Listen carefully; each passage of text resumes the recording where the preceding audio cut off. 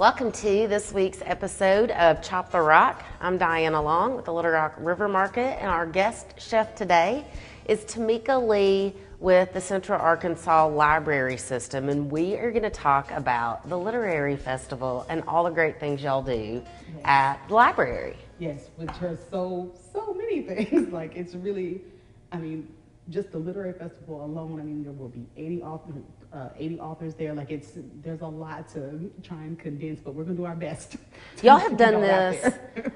Y'all do such a great job with the Literary Festival, and it has such a broad footprint around Little Rock. And it is is it a Friday, Saturday, Sunday? Actually, it starts Thursday, so we'll have a few events going on Thursday during the day, but most of it in the evening. But like you said, Friday, and especially Saturday are the heavy days, and then we'll also have a few events on Sunday. Gotcha. And this is the last weekend of April. Yes, the 26th through the 29th. The 26th through the 29th of April. I know that just from being here in the River Market District, there's so much traffic that comes down, and it's such a great way to introduce people to some of the authors and also to some of the programming that y'all offer year-round at the library. Yes. And so it's an exciting time. It is. Because one of the things that's exciting about the Literary Festival is, of course, there's such a heavy emphasis on books because we're the library, and that's, of course, where our bread and butter is, for the cooking show. That's perfect. But the library and the Literary Festival are, like you said, it's very broad because there's so many things that tie in to books, like the cooking. Like our book that we have here is full of recipes. There are many musicians who write books, and we like to make sure we invite people like that to the Literary Festival, just to make sure that, once again, not only are we exposing people to lots of different genres of books, but just like you said, the arts in general.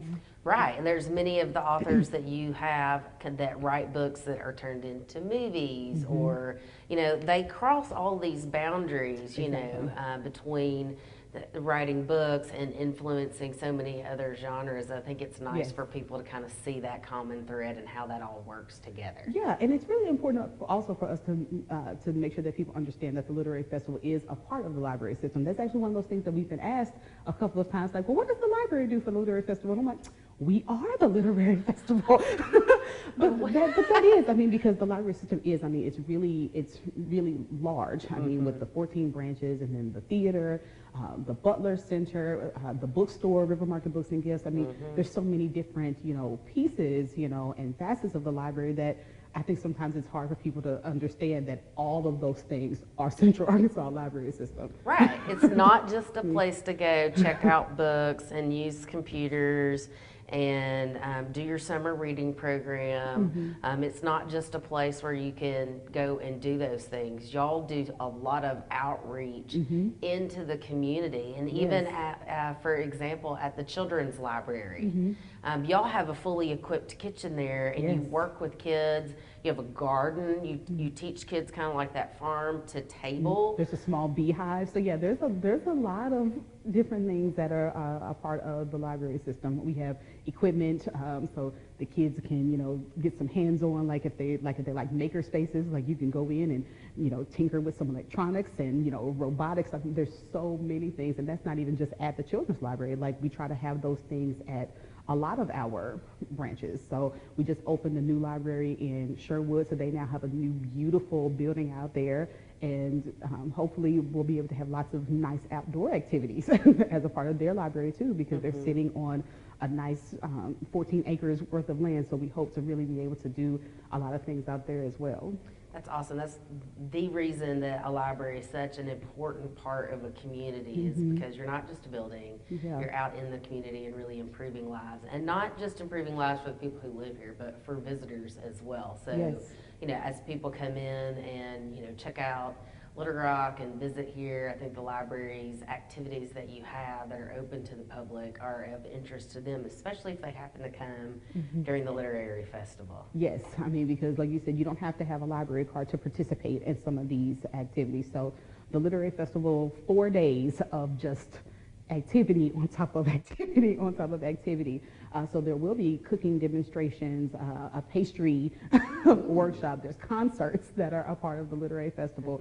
You mentioned the children's library. There will be a puppet show and a small theater production. The Art Center is helping us out with that. So there will be something for everyone at the literary festival. So if somebody's just walking around, you know, in the River Market, hanging out downtown, there will be something on the main library campus for you. That's right. And y'all have lots of signage and lots of docents out.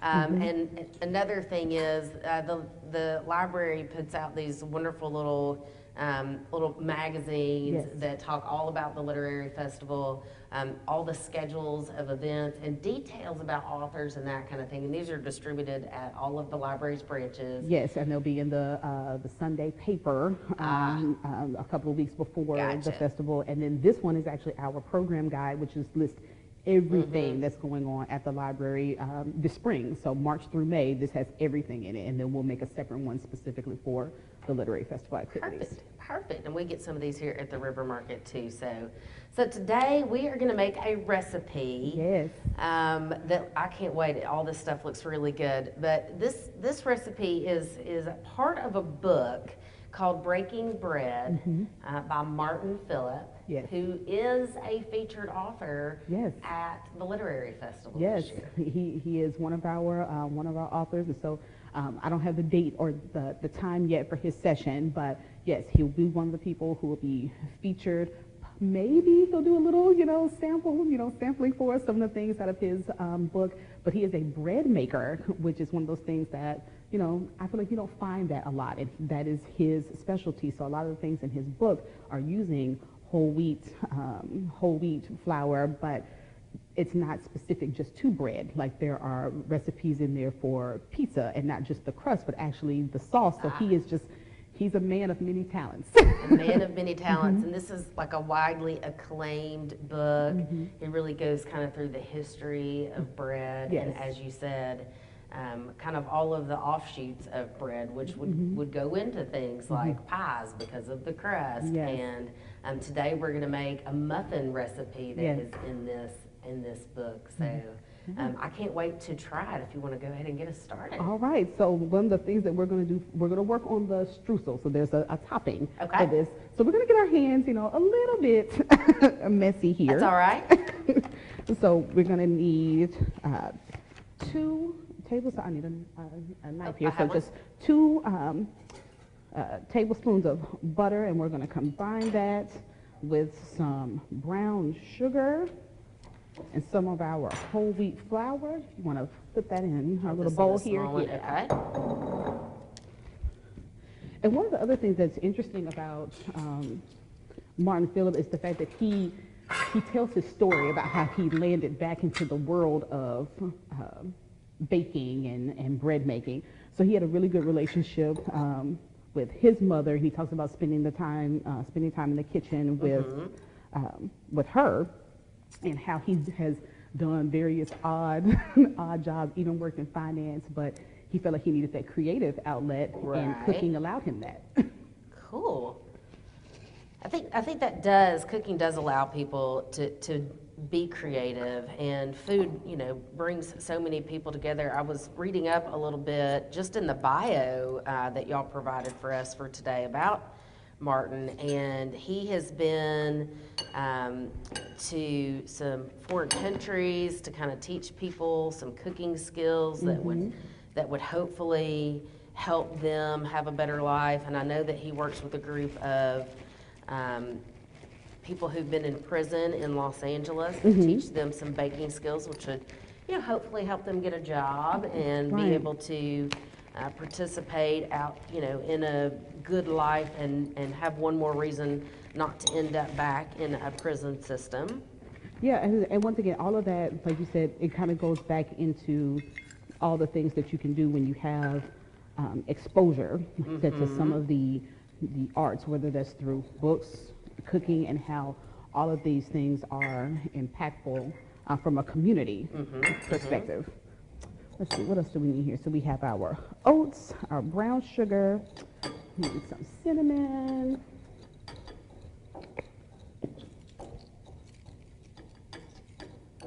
I already like this recipe, but just the Just butter and streusel. Yeah, I think we should put streusel on every baked item. Yeah.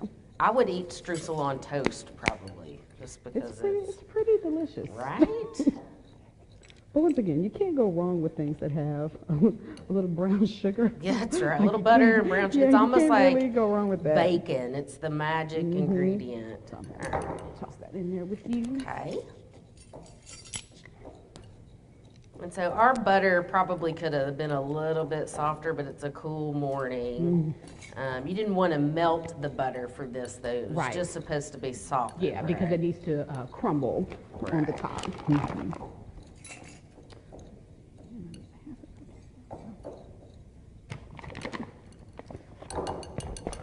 But one of the other things that's also great about the literary festival is the fact that most of the activities are free. Ah, yes. So you can get in and see these author lectures, go into the library. There's just a few things that are ticketed. Some of these really special. Yeah, like some of the concerts, like some of those things are ticketed, but for the most part, the events are free. And I believe all of the children's activities are free. Gotcha.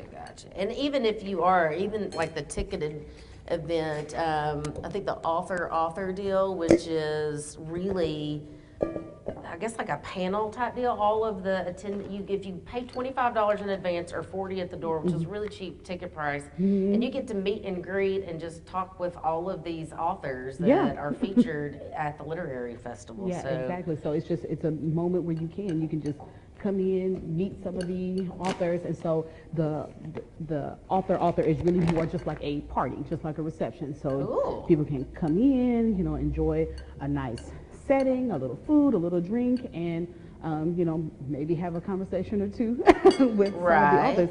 And it's also a chance to have your book signed. So if there's a book that you already have with you that you want signed, you want to purchase books, it's also an opportunity for that. You can do that on site. Okay. Actually, one of the things that I'm missing here is a little bit of salt. Do you happen to have any? Thank you. So many things on the table. Thank you. And we just need a pinch of salt. Just a pinch. I'm going to do it like my grandmother used to do it and just pinch it in. I love that too, when recipes say things like that. Just a pinch, just a dash. Just a dash. Yeah. I've had to call my mom before and be like, what does this pinch mean? Or what does that dash mean? And that's one of the things that's also kind of interesting about this, this recipe is that it definitely has that homey kind of feel, because there are little things like that in here. So let's say I am, thinking about, I don't know, a lot of people might be interested in becoming an author, or does the literary festival or the library have any resources for people who might either want to learn sort of the process of writing a book, like publishing, or self-publishing even, or maybe some of these authors who have actually made it might have some advice for some. We don't necessarily have any panels dedicated to things like that, but that is something that the library as a whole tries to take into consideration, in particular our festival coordinator. Something that we have in the in the fall, is actually the self-published and small press book fair. So it's, once again, not necessarily a session to teach people how to go through the publishing process, but if you're a person who's already been through it, you can come there to sell your books, or if you are interested in possibly linking up with a small press agent, they're there. Oh, that's cool. Yeah, Okay, so that is very something good. that the library definitely takes into account. So we've mixed up this streusel here, and you said this needs to go in the refrigerator for while we do the rest of it? Yes. Okay, all right.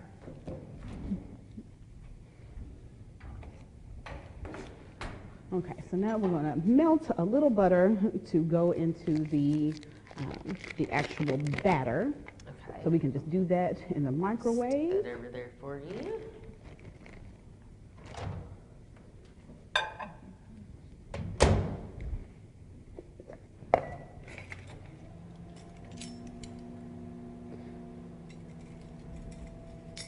But we do try to expose as many people as we can, to different facets of, like you said, reading and writing. Because we've also had some contests for people who do just like to submit short stories. So we've done some things like that. We actually have a teen poet laureate that's a part of the literary festival. So there will be a spoken word component as well as a written. So it's, once again, it's one of those things that's pretty varied. So we can try and catch the interest of a lot of different people and the various age groups. Very good.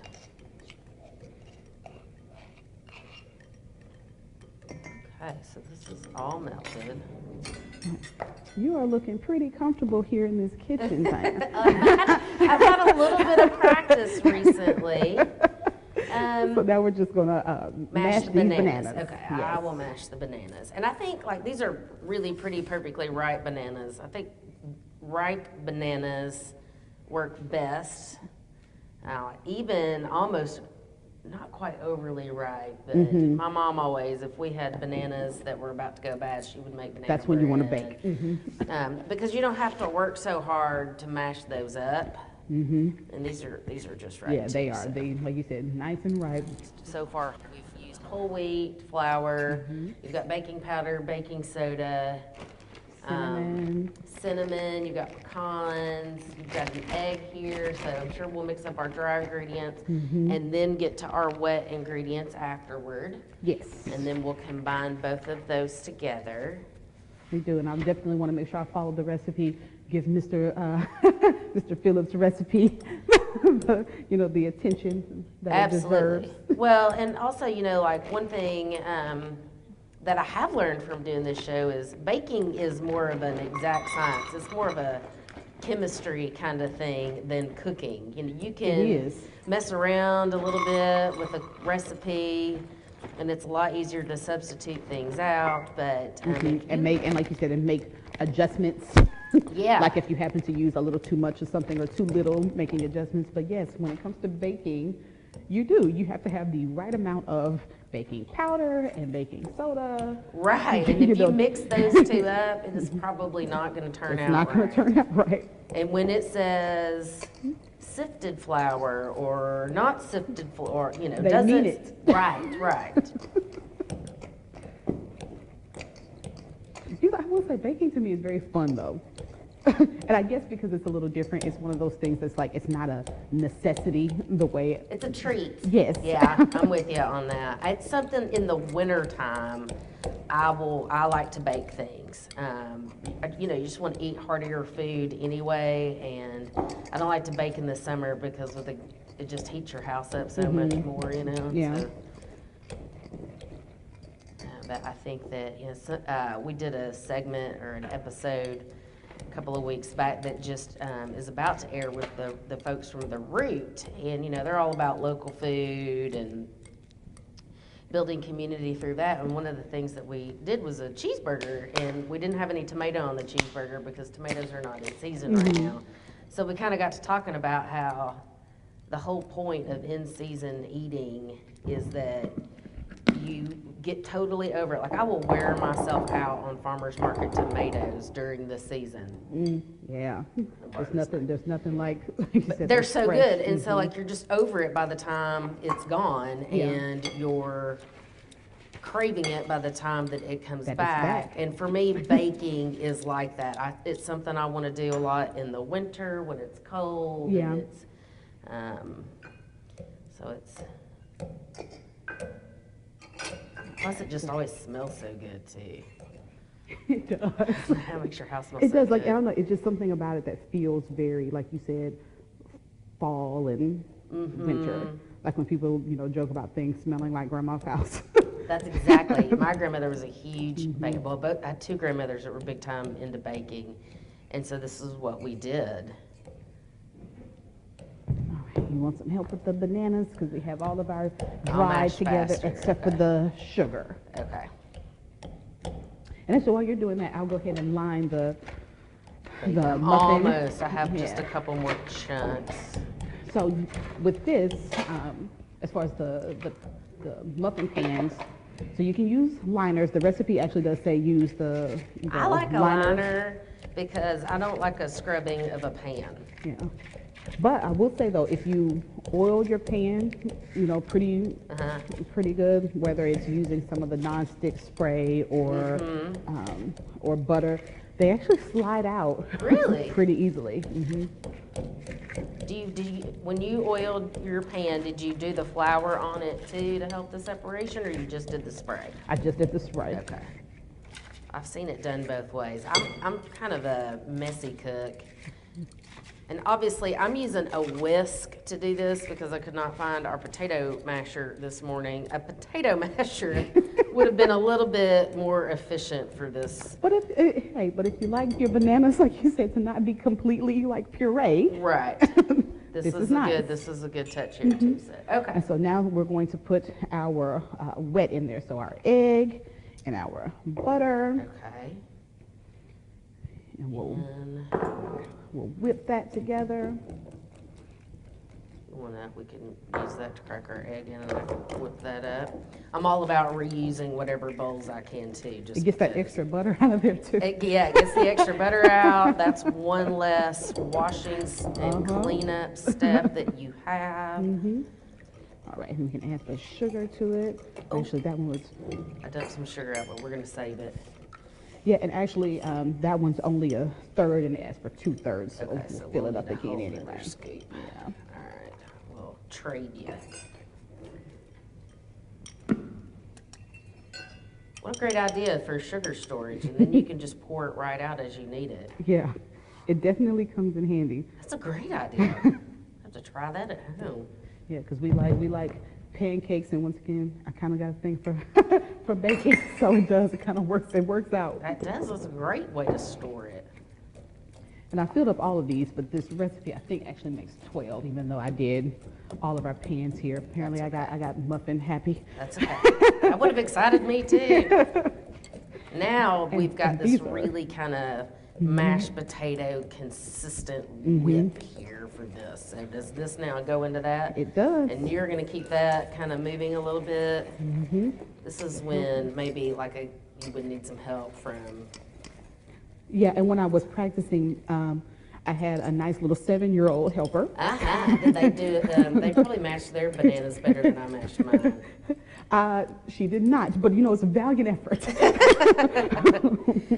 I think that's a good point though that you make, is that if you have kids or grandkids, anything that you can involve them in the kitchen, those are some of the very best memories that I have from being a child is cooking and just hanging out in the kitchen with my grandmothers, whether it was baking things or canning things, or I know that we snapped more peas and purple hulls growing up. Yeah, and that was something that both of my parents were actually pretty good about that, but of course, mom is usually the one that's going to do things like bake cookies and, and pies and things like that, and I think she kind of gave all of us that little bit of a like you said, for that kind of thing. So I do feel like I'm making a mess, and I try so hard, like you said, not to be a messy cook. I like to clean as I go, just because, especially for a dinner meal, and once you eat, the last thing you want to do is such a social thing too. Is be full and want to enjoy the last remnants of your meal, and then have to think about this huge mess to go clean up. So I do try to do that. Sometimes it's easier than others. Some things are just messier than other things. So this is like really thick. It is, and it's funny because my husband was asking me, well, what's the difference really between a muffin and a cake? And I was like, well, or a cupcake. And I was like, well, I'll give you my professional baking. And I was like, when you think about a cupcake, I was like, it's dessert. I was like, a cupcake is a mini cake, and they're not as dense right as a muffin would be, and you wouldn't necessarily eat a cupcake for breakfast. I don't know, you might, but you're not usually going to do that. I think I may have something like this that would be better for scooping that out. That's a little bit that might work a little better. because we'll try and make them as even as we can. So did y'all have muffins for breakfast this morning? We did. There you go, see? Did he put icing on his and call it a cupcake? He didn't. Oh, here's another spoon. Thank you. I'll hold this steady for you because these are really light. Mm-hmm. But very convenient, though. I'm digging that it came with the cups and very convenient. And actually, so we'll put our streusel on the top, so it'll be on it while we're baking it. Okay. And we have preheated our oven while we were making this. We turned it on to, it's 400 degrees. Mm-hmm. I'm going to grab the streusel.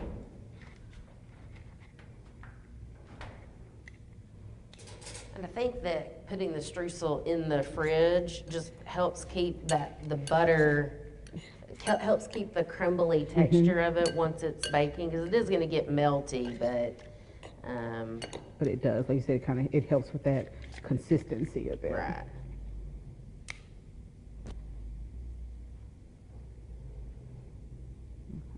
Okay, I think I'm getting most of these pretty even. Okay. And just like sprinkle a teaspoon or so. Yeah, and then if we have some extra, we'll pile them up. Yep. It's just like when you're dealing with like at a party, like go through the line once. Then if we have extra, you can go back. That's right. That's right. Ooh. And then how long will these bake for? 20 minutes. 20 minutes. And we'll turn them about halfway in, so, or a little over halfway in, so at the 12-minute mark. When you say turn them, do you mean? Actually just changing the direction of the pan. Gotcha, and I think that's, once again, just to make sure that, just to help them heat. To go evenly. Mm-hmm. No, we did some cornbread a couple of weeks back, and it was on the bottom shelf, and halfway through we moved it to the top shelf, which I'd never really heard of, but it helps brown it evenly on both sides. So I just wanted to be sure. And a lot of people at home, like, my oven is probably 30 years old. I think it's like original, maybe, to the house. So it's gas, but I doubt it cooks perfectly even anymore. So it is important that you turn things. And that's actually one of those things that you don't always think about. Like you said, you think about turning things over. Right. Especially when you're doing something on the stovetop, but you don't always think about, oh yeah, I might need to switch the position in the oven. Well, I guess it was good I lined all these. It worked out well. Oh, losing one. These are such pretty little spring colors too, so I think we are gonna have plenty of this. So I'm gonna go back through already.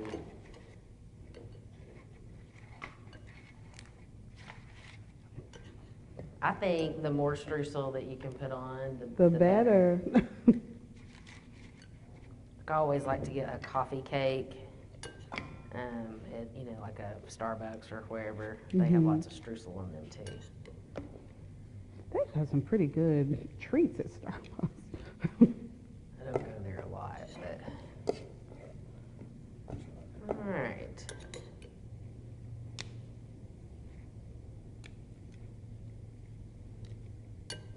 All right, so there's just a little bit left in here, and we can, like I said, pop these into the oven.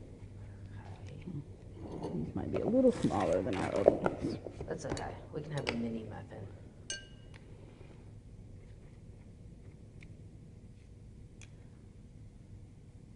I think they're even for the most part, though. Actually, I would say we did pretty good, though. Like, as far as, like, keeping this contained, when you think about we're playing with streusel and all that, we did a pretty good job. You should have seen it when we made jelly in here. I thought about that. He has jam in his book. Yeah, no, that's okay. I thought about that. We have people who sell delicious jam at the farmer's market, and I have decided that it is well worth it to allow them to make it and me to pay premium for homemade jam. Yes. Yeah, some things are that stains. Yeah, some stuff is like, yeah, it's worth the money. Yes. It's worth the money. How much is my time worth? And my clothes. Right. Hence the apron here. Okay, well, I think we are pretty streusely. They're looking good. These are going to be delicious. If they smell half as good when they come out of the oven. So now we'll put these in our preheated oven. Yes. At 400 degrees, and they'll go in there for about 20 minutes. About 20 minutes. Okay, so we'll put these in the oven, and we'll take a short break. We'll be right back with some finished, very tasty muffins. That's right. All right.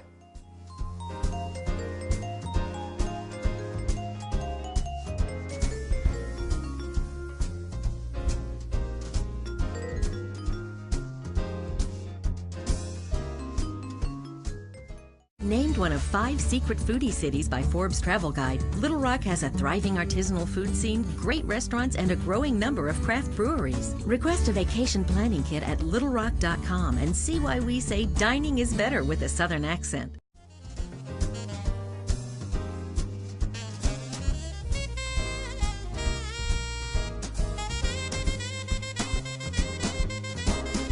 All right, we're back from our break. Our muffins have cooked for their 20 minutes, and we did rotate them, which is turning them around. So I want to appreciate y'all for continuing to watch this week's episode of Chop the Rock with our guest chef, Tameka Lee. Thank you for having me. Tameka's been talking with us about the Central Arkansas Library and their literary festival, which is going to feature an author who has written a wonderful cookbook about bread, which is where this recipe came from. Yes. And these muffins smell amazing. They do. Like, it's really, I mean, this The whole room smells wonderful. This room smells fantastic now. Great. So it's time for us to just make sure they're done and get them out of the oven. So I'll help with that.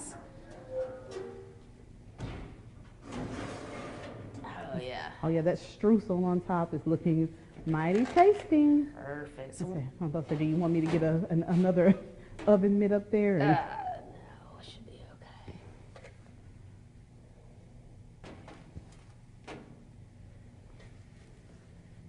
Let's just set these right here.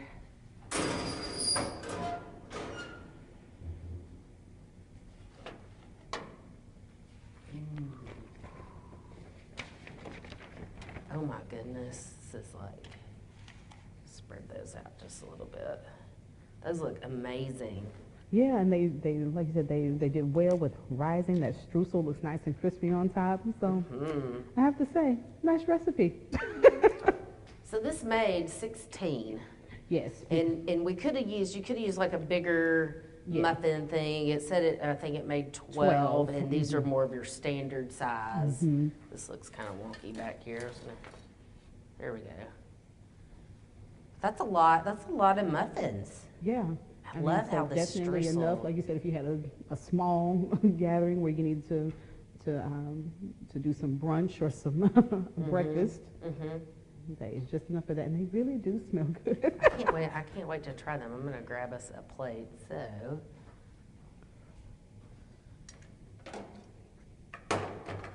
Yeah. So this book, it has.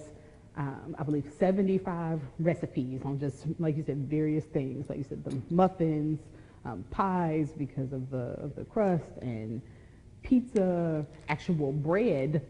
Right. So, yeah. So it's a really well done cookbook.